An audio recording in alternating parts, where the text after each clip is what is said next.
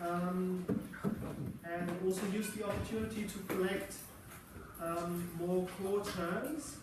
I trust that you've all noticed the list of core topics that I put on the HIS page a while ago, which is supposed to help you, or was supposed to help you prepare for the exam.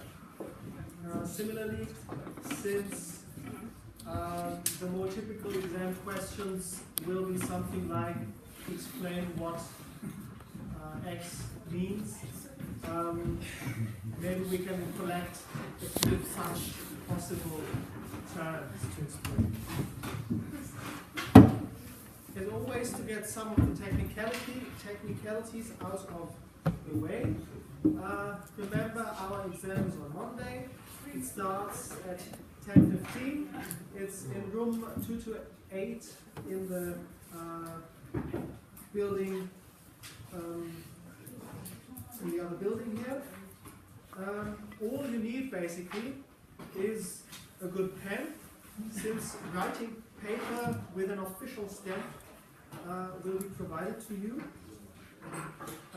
You may also bring water bottles or whatever, but of course no electronic devices, at least not on the table. I think that's how everybody does it. And as we discussed, there will be an English and a German version of the same content, but in both languages, and you can choose whichever language you want to answer the questions. Any other technical questions on the exam? 90 minutes. 90 minutes? Yes. 19? Und? 16 minutes. Good to learn that. Because that would mean that there would actually have to be two entirely, or not entirely, but different versions, not only in English and German, but the German version in for 60 minutes only. Okay. I'll have to check on that.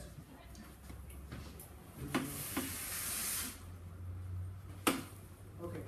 So I'll check that and write another email to everybody to confirm the details. Anything else? What's the number of the room again? Sorry. 228. It's upstairs in the other building. Okay. Oh.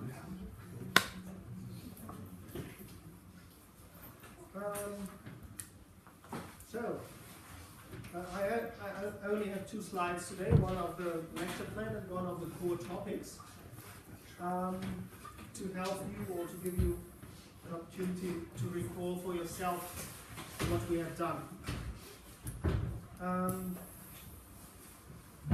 From your point of view, how would you tell the story of our lecture? If someone would ask you, well, what did you do in your sustainable development course this semester? How would you answer them in 2 or 3 minutes?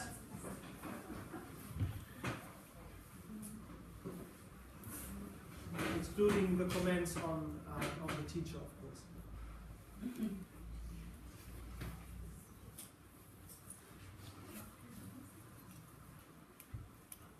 Mm.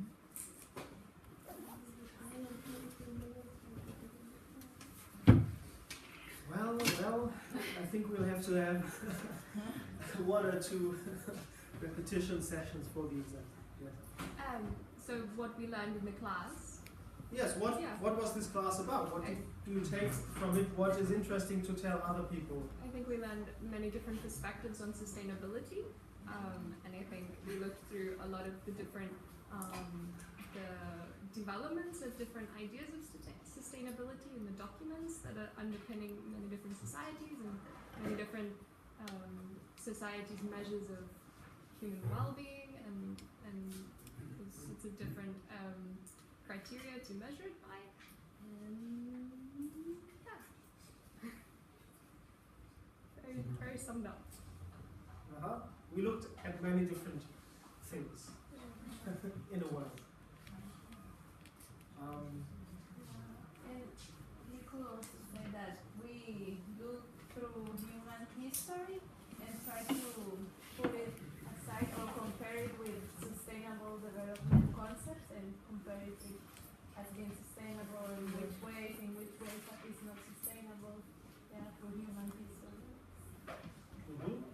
So the historical perspective added, let's say, another range of options for development.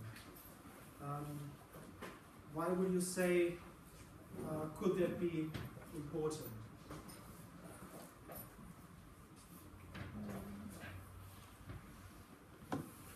One could, and people do, just do a course about different conceptions of sustainability. Different people have said that sustainability should mean or means in different contexts. What's interesting about the historical perspective?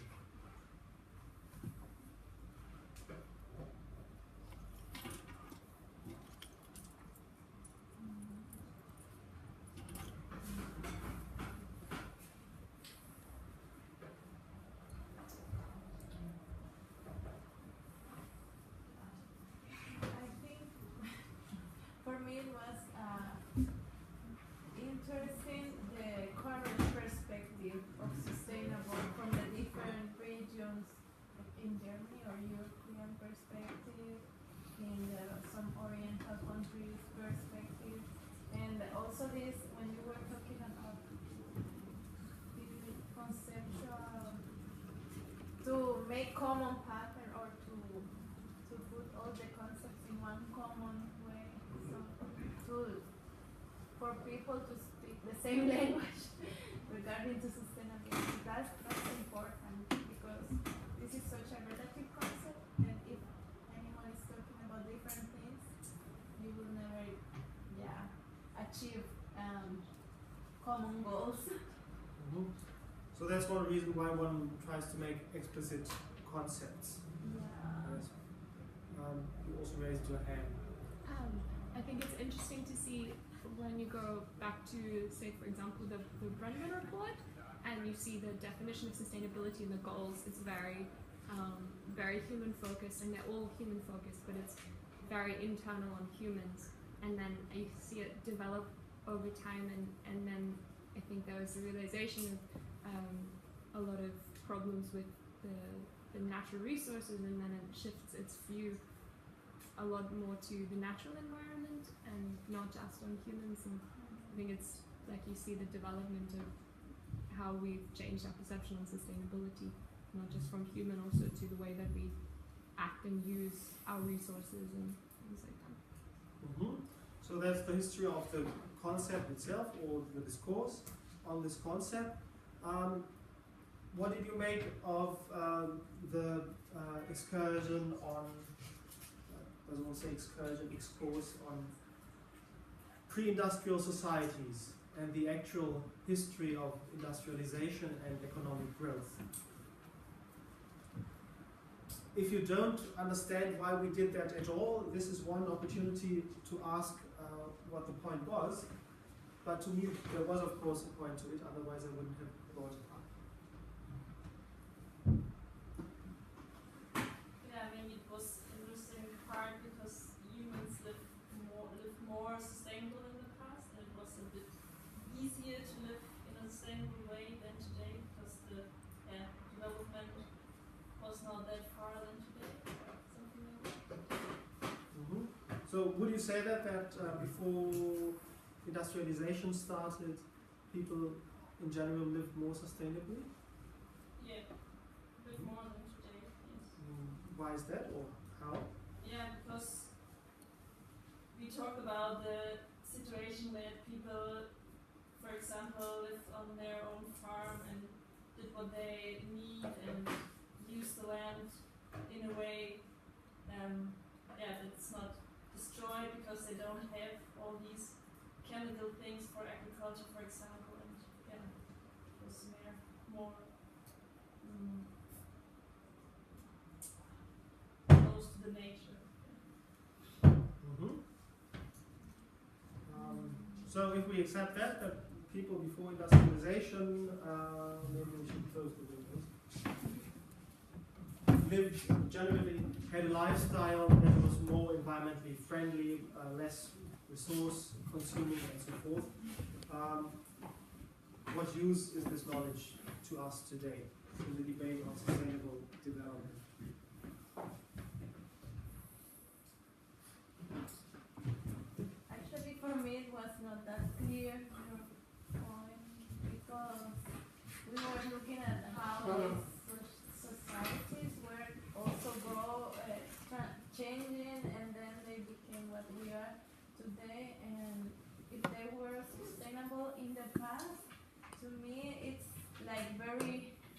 gives you no hope, because if they were sustainable and that was a nice way to live, they would have remained like that. But they didn't.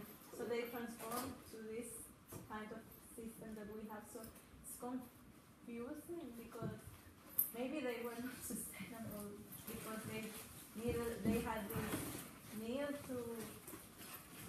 to get more goods and things that they need or something like that. Because otherwise, it will have been nice for me if they had sustainable way of living that they still have today. Although there are some communities that are living like similar, but I don't know. I didn't get exactly what we wanted to show us from historical. So if we take up that point that some communities or even entire countries, more or less, have a living standard and a typical technological standard of pre-industrial societies. Which country? Well, many rural areas in developing countries. Not entire countries probably, but many communities and many rural areas in developing countries. Okay, where modern technology hasn't really reached, where there's no electricity, where you can't really go by car, where they don't have factories, but do subsistence farming and so forth. Basically, like people in Europe did until the 18th century or so. Very generally. But so because even though they live like that, that doesn't necessarily mean that they live in a sustainable way, because according to the concepts that we have seen of sustainability from the different perspectives or the goals of these different conventions and whatever, you have to meet all your human needs and you have to satisfy well-being and everything. And these communities have a lot of problems. So if they lived sustainable, they wouldn't have that much trouble. Like, it's really confusing that to me. Yes. So similarly, we might say it's doubtful whether pre-industrial societies in general live more sustainably, since they also managed to ruin entire ecosystems and so forth. Yes? But if we say, well, there was a pre-industrial time, even in now industrialized countries and communities, and they industrialized, they developed, their economies grew in the now classical pattern. And we can see that there are many regions of the world left where the living standard and technological state of affairs is relatively similar to that of pre-industrial Europe, let's say. Then we might say, well, one option for them, of course, is to make what industrial societies did and industrialize, in one word, what people call develop. But since industrialization, as we see in hindsight, has led to so many problems, is it really the only course they could take?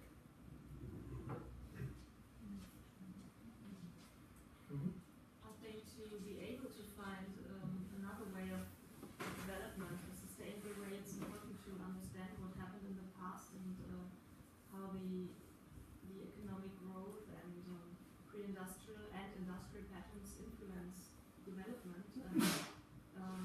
So maybe these regions that aren't as developed as others have the chance to develop in a more sustainable way and to find new concepts. We have to understand what happened in the past and why we are living the way we are living now. That's one way to read history or to use history for current decisions. If we don't look at developing countries, but at industrialized countries, what does the fact that there was a pre-industrial time tell us about their options for development? Could tell us.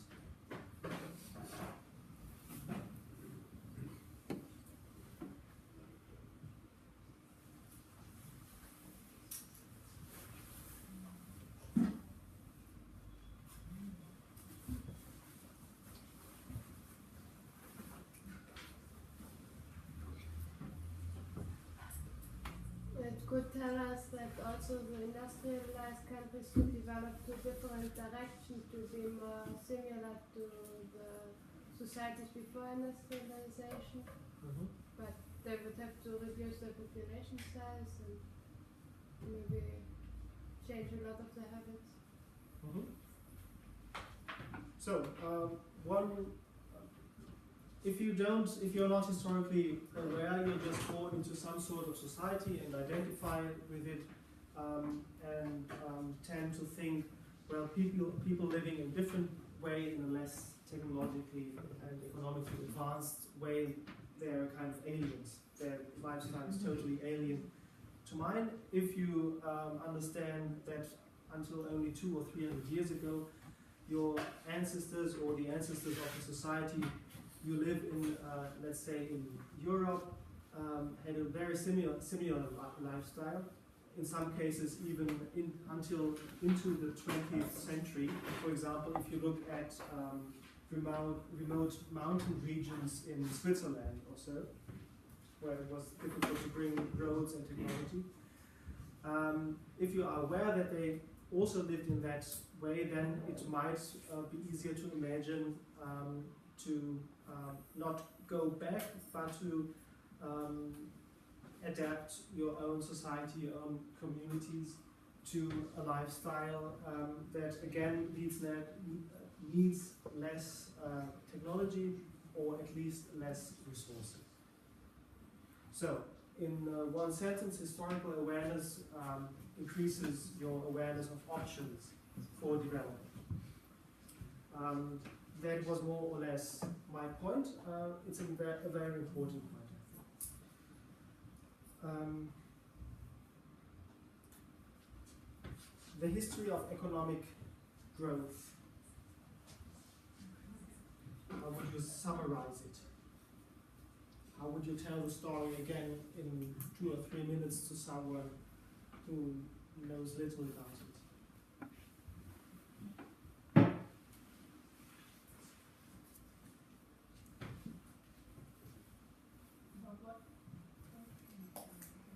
The history of economic growth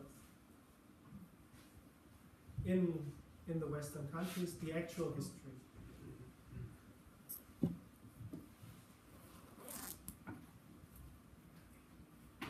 Is that where we have, I guess, at the establishment of the sort of global economy, there are these country something waves, and so this economy goes in these cycles.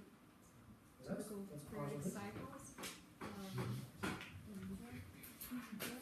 Just grown from there. Where did it start? Where did industrialization start? Great Britain. More specifically in England, because Scotland, for example, is terribly mountainous. So it started in England,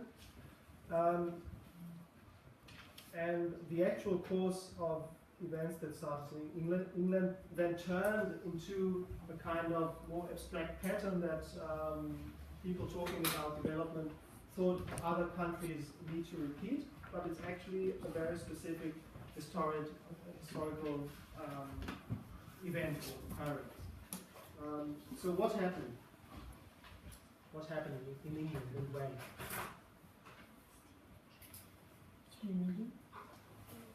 Speak in sentences. Yeah, for the first time they made steam engine, and yeah, that was the base for development. And after that, in every part, in agriculture, in industrialization, industries built, in which they run the machinery with these engines.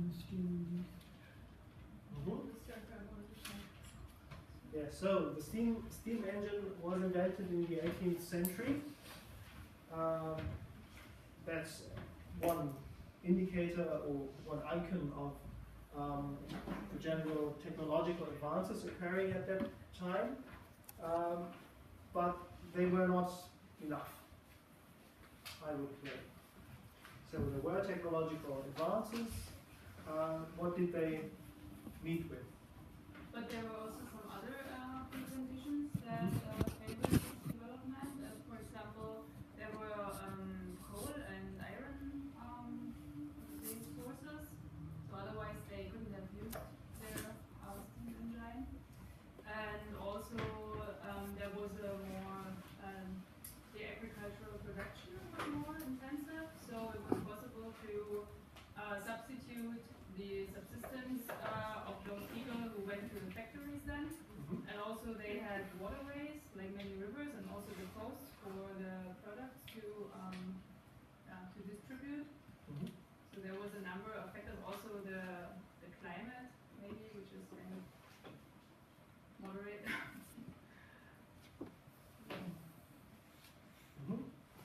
And so in sum, what happened?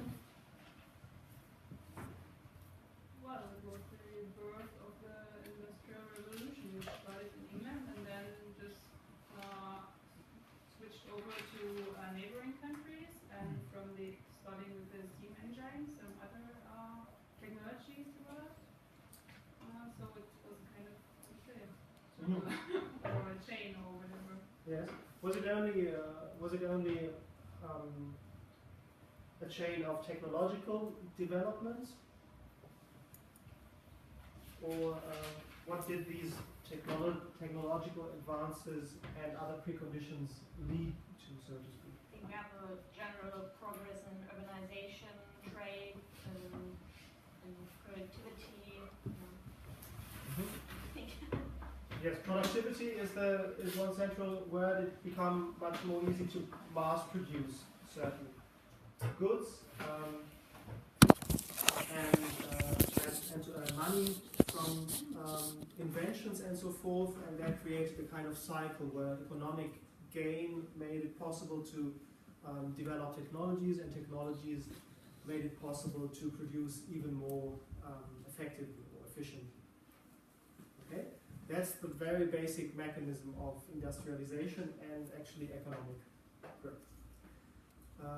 That started in England because a set of favorable preconditions came together there, and its results or innovations then spread to other countries. What was England at the time? Were they, or even Great Britain, were they only one small forgotten island off the coast of Europe, who happened to have some ingenious people? Or did they play some other role on the world stage that might have influenced the success of industrialization?